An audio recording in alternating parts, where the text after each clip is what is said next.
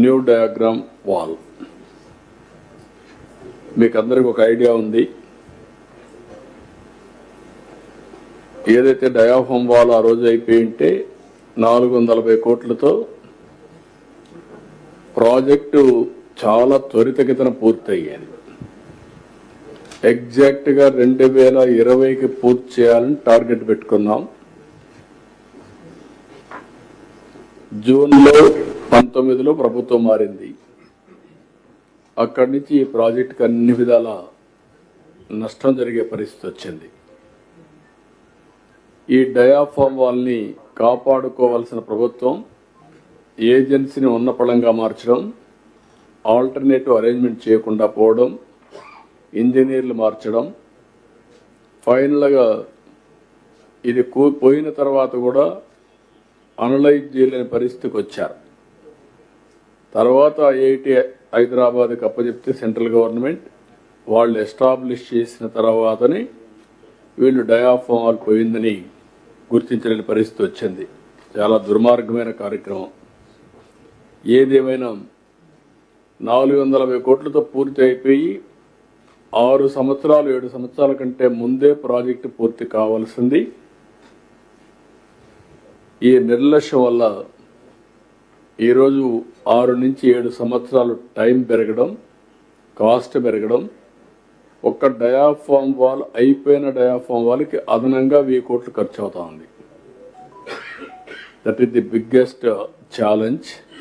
ఏది ఏమైనా ఈరోజు మీరు చూసినప్పుడు మళ్ళీ diaphragm wall government of India ఇంటర్నేషనల్గా ఎక్స్పర్ట్స్ని పిలిపించి అన్ని స్టడీ చేసిన తర్వాత ఈ డయాఫామ్ వాల్ని రిపేర్లు చేయడమా లేకపోతే న్యూ డయాఫామ్ వాల్ కట్టాలని వచ్చినప్పుడు రిపేర్లు చేస్తే ఏదైనా జరగరాని ఇది కానీ జరిగితే భవిష్యత్తు చాలా భయంకరంగా ఉంటుంది. కాబట్టి కాంప్రమైజే కాకూడదు.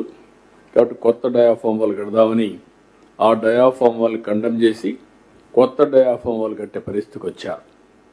అది కూడా ఈరోజు మనం చూస్తే ఆల్మోస్ట్ ఆల్ 1350 మీటర్లు క్యూములేటివ్గా ఇప్పటివరకు అయింది 771 మీటర్లు, ఇంకొక 279 మీటర్లు ఉంది. మొత్తం ఏరియా కూడా మీరు చూసినప్పుడు 18 జనవరి 25కి 65,352 స్క్వేర్ మీటర్స్ వేయాలి. 56,583 స్క్వేర్ మీటర్స్ పూర్తయింది. 87% పూర్తయింది. ఇంకొక 8,769 స్క్వేర్ మీటర్స్ కావాలి. 359 ప్యానల్స్ని పూర్తి చేయాల్సి వస్తే 277 చేశారు. ఇంకొక 82 చేయాలి. ఇవన్నీ ఫిబ్రవరి 15కి పూర్తవుతుంది.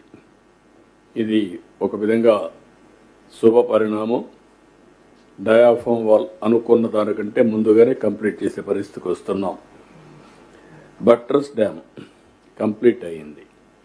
అదే సమయంలో వైబ్రో కాంపాక్షన్ వీళ్ళు చేసిన పనికి సాయిల్ అంతా కూడా లూజ్ అయిపోయి మీరు అప్పుడు వస్తే అది ఒక సముద్రంగా తయారయ్యే పరిస్థితి వచ్చింది. బయట నుంచి నీళ్లు వచ్చి సుడులు తిరిగి ఇక్కడి నుంచి ఎరోషన్ జరిగి భయంకరమైన వాతావరణం ఉంటే అవన్నీ కంప్లీట్ చేయగలిగాం. ఇప్పుడు దాన్ని మళ్ళీ వైబ్రో కాంపాక్షన్ చేయాలి కాబట్టి అవి కూడా చేసి ఈరోజు ఆ పనులన్నీ పూర్తయినాయి. నెక్స్ట్ మీరు ఇక్కడ చూసినప్పుడు main dam ECRF dam gap 1 టోటల్గా పూర్తయింది. ట్రైల్ ఎంబార్క్మెంట్ కానీ అన్నీ పూర్తయినాయి. ఇక్కడ ఇంకొక పక్కన ఈరోజు ఎంబార్క్మెంట్లో ప్లస్ 25 మీటర్ నుంచి 42 వరకు మొత్తం కలిసి ఇంకొక 17% టోటల్గా డిసెంబర్కి పూర్తయింది. 60% అయింది. ఇప్పుడు మళ్ళీ క్యుములేటివ్గా మొత్తం కలిసి 1.41 అంటే 17%. ఈ వర్క్ అంతా కూడా 36/26 పూర్తి అవుతుంది.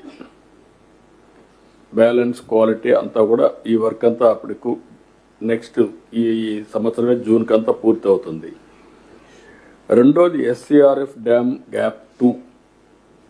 ఇది కూడా మనం చూస్తే ఇంక కావాల్సినంత కూడా next year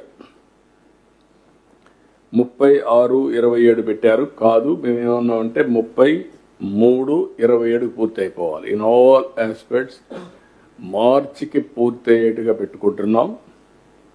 rehabilitation, R&R, land acquisition, land to land, everything every month program పెట్టుకుని నెక్స్ట్ ఇయర్ 12 monthsలో పూర్తి చేయాలని ఒక టార్గెట్ ఇచ్చాం కలెక్టర్స్కి.